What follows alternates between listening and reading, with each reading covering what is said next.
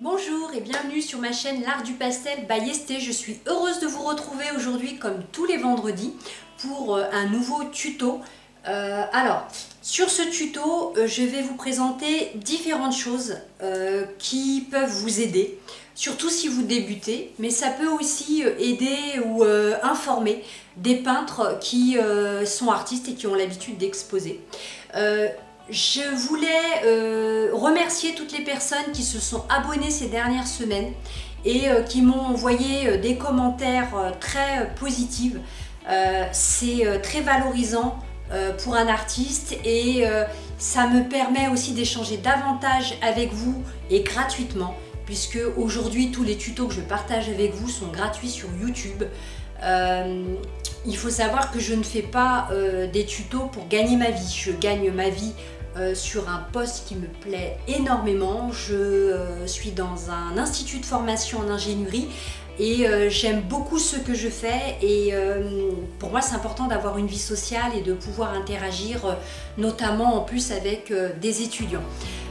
J'ai une passion, c'est le pastel, la peinture, que je réalise depuis près de 10 ans aujourd'hui, donc 7 ans au sein de la Pépinière des Arts, où j'ai appris beaucoup. J'ai aussi appris ces dernières années auprès de grands pastellistes venant d'Australie, des États-Unis et bien d'autres pays. L'idée c'était pour moi de partager avec le plus grand nombre et de permettre à certains de pouvoir apprendre la peinture, même s'ils n'ont pas forcément de grands moyens ou qu'ils habitent éventuellement dans des endroits un peu reculés. Voilà, je peins du coup essentiellement le week-end et je publie je les mets en tout cas, je mets mes vidéos sur YouTube le week-end, le dimanche en général, pour une publication effective les vendredis. J'ai prévu certains bonus les mercredis. Je voulais vous présenter du matériel que j'ai dû commander à l'étranger, que l'on ne trouve pas forcément en France, même si en France vous avez de très grands et bons magasins comme le Géant des Beaux-Arts, dans lequel je trouve la majorité de mon matériel. Et ces informations s'adressent aussi bien aux débutants, parce que lorsque moi j'ai débuté et que je souhaitais peindre, il était difficile pour moi de comprendre quels produits acheter et dans quelles conditions les utiliser. Et l'autre information importante, c'est aussi de présenter à des personnes qui ont l'habitude de peindre et éventuellement d'exposer des produits, des nouveaux produits arrivés sur le marché et de les partager avec vous. J'expose moi aussi depuis plusieurs années, donc je suis parfois confrontée je suis confrontée des fois à un besoin, celui de vouloir expérimenter pour pouvoir m'ouvrir des portes en tant qu'artiste et de produire autre chose. Voilà, et de permettre du coup d'alimenter l'inspiration. Alors, cette petite introduction aujourd'hui pour vous parler de ce que je vais vous présenter juste après. Donc j'ai fait cette peinture aujourd'hui, mais pour faire cette peinture, j'ai fait un support que j'ai réalisé moi-même. Alors, je ne sais pas où il est juste à côté, j'arrive tout de suite. Hop.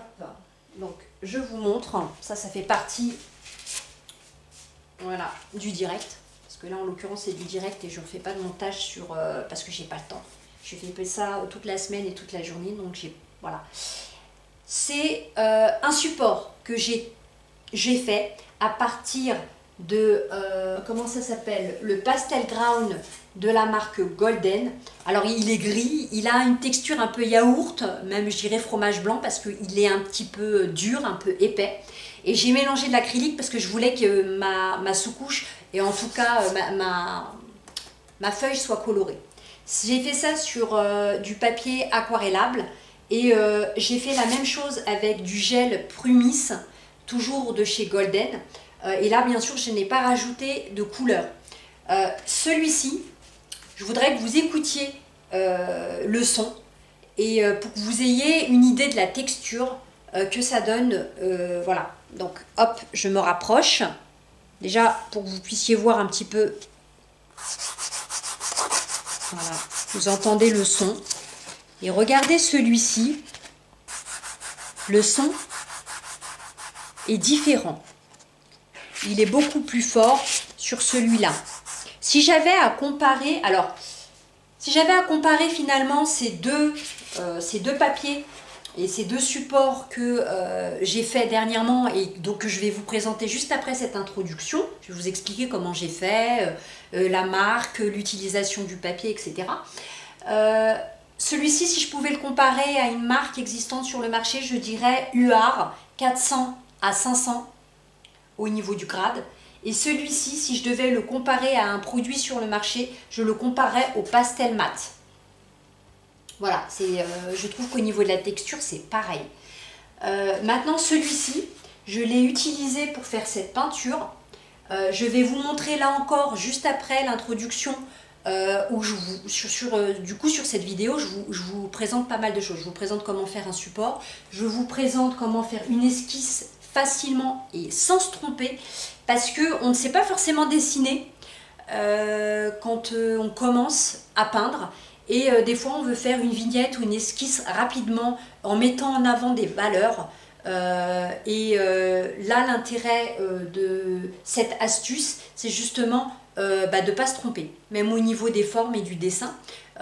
Donc, je vais vous montrer là, c'est pareil, je vais vous montrer ça tout de suite après cette introduction. Voilà, donc c'est parti pour une présentation à la fois du support, de l'esquisse et de la peinture en temps réel, bien entendu, avec une sous-couche, avec les couleurs complémentaires. Donc si vous avez un cercle chromatique, n'hésitez pas à l'utiliser pour regarder quelles sont les couleurs que j'ai mis en sous-couche et pourquoi. Voilà, je n'explique pas forcément cette étape, mais je pense qu'un cercle chromatique, ça peut être intéressant pour quelqu'un qui débute et qui n'a pas forcément de connaissance des différentes couleurs primaires et des couleurs voilà, que l'on peut utiliser qui sont complémentaires. Voilà, c'est parti, on y va.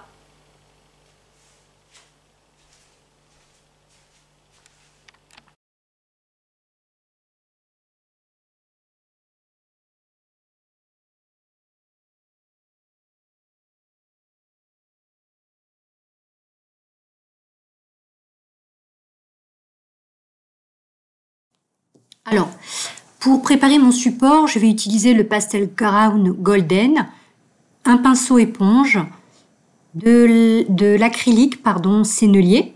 Vous pouvez utiliser ce que vous avez, bien entendu. J'utilise du jaune parce que ça apporte de la lumière à ma peinture. Et un bloc de papier de la marque XL de chez Canson, 300 grammes. C'est un très bon papier, il est très abordable et il vous permet de faire pas mal de supports pour votre pastel. Donc là, nous allons utiliser ce produit. Il a une couleur un petit peu grise, très claire. Donc après, moi je colore avec du jaune, mais vous pouvez très bien colorer avec du bleu, du vert, enfin en fonction de ce que la couleur du papier que vous souhaitez avoir. En plus, l'avantage de créer son propre support, c'est de pouvoir avoir des formats différents. Alors voilà le produit et le sennelier que j'utilise. Donc c'est une peinture acrylique qui est quand même un peu épaisse. Vous pouvez très bien utiliser de l'encre aussi, hein. Donc quelque chose de plus liquide en fonction toujours de ce que vous avez.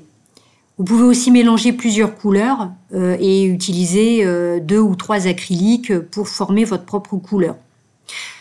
Alors vous pouvez, à l'avantage que je disais d'utiliser ce papier, c'est aussi de pouvoir avoir des formats plus grands ou avoir les formats que vous voulez, qui ne sont pas forcément ceux du marché. Sur le papier pastel en tout cas, qui est relativement cher. L'intérêt d'utiliser un pinceau mousse ici, c'est d'éviter d'avoir des imperfections et donc un rendu plus lisse. Alors après, vous pouvez garder, hein, si vous en reste, et mettre ça dans un tupperware. L'idéal, c'est de le fermer pour pas qu'il durcisse. Alors, ça va nous permettre d'obtenir un papier abrasif. Dans ce tuto, en tout cas cette première partie, je vais vous montrer comment faire le support et faire la vignette. Je vous montrerai dans une deuxième partie, donc le vendredi suivant, la peinture réalisée à partir de ce support. Sinon, ce sera malheureusement trop long sur cette vidéo. Il faudra attendre ensuite que ça sèche et pensez toujours à placer votre papier soit dans un livre ou entre deux blocs pour éviter qu'il ne gondole. On passe au fin pumice gel, toujours de chez Golden. Alors comme son nom l'indique, il a vraiment une texture gel. Vous verrez, il est beaucoup plus foncé que le premier. Il a une texture aussi plus épaisse. Pareil, vous pouvez le mélanger avec un acrylique ou une encre si vous voulez le colorer. Moi, je vais le garder brut parce que je souhaitais ne pas avoir de couleur pour ma deuxième peinture. Alors, vous pouvez toujours utiliser vous pouvez utiliser une éponge, pardon. Vous n'êtes pas obligé d'acheter un pinceau mousse si vous voulez pas que la texture apparaisse sur le papier lors de son application. J'ai gardé du papier aluminium parce qu'il est bon aussi d'utiliser soit un papier alu ou du papier plastique pour refermer le pot afin qu'il ne sèche pas.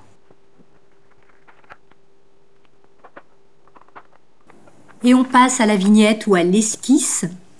Alors, j'ai pris ma photo, j'utilise du papier cristal ici, je pourrais utiliser du papier calque.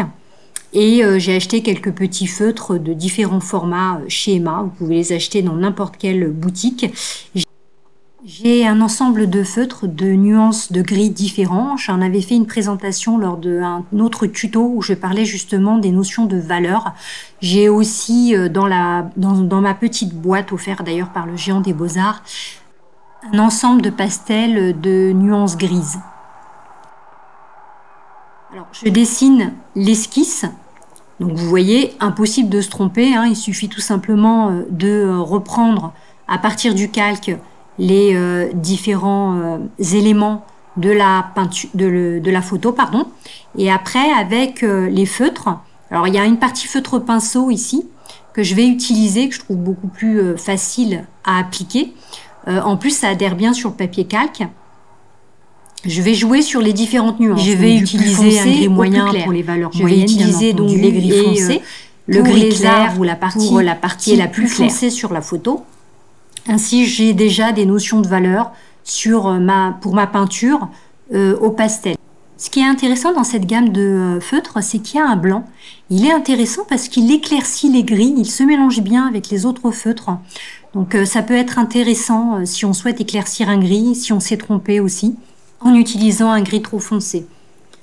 Voilà donc pour le matériel utilisé pour cette esquisse. J'espère que ça vous servira de repère pour votre peinture. Voilà le support, l'esquisse et la photo prêts à recevoir la peinture au pastel. Je vous donne donc rendez-vous vendredi prochain pour cette peinture au pastel avec une sous-couche avec des couleurs complémentaires. Si vous aimez ce type de vidéo, n'hésitez pas à liker, à souscrire à ma chaîne L'Art du Pastel by Esthé. Ça me permettra de partager plus avec vous et gratuitement. Et surtout, je remercie tous ceux qui suivent mes vidéos et qui me font des commentaires très sympas. C'est très gentil à eux. Je vous souhaite un bon week-end et j'espère à très bientôt.